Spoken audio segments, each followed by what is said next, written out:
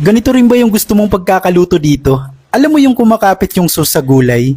Bali simple nga lang yung ginawa ko. Nagisa muna ako ng bawang at sibuyas. Yung gusto kong isahog dito yung purong atay lang kaya hindi ko na sinamahan ng atay balunan. Gisahin mo lang saglit hanggang sa maprito ng kaunti.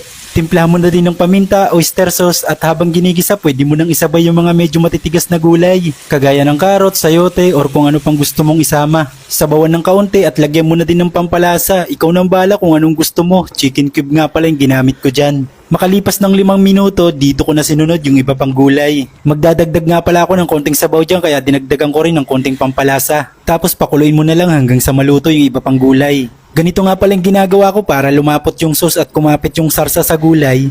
Naglalagay ako ng kalating kutsarang cornstarch sabay buhos habang hinahalo ng dahan-dahan. Sa puntong ito, luto na yung gulay. Finish mo na lang ng konting sesame oil para mabango.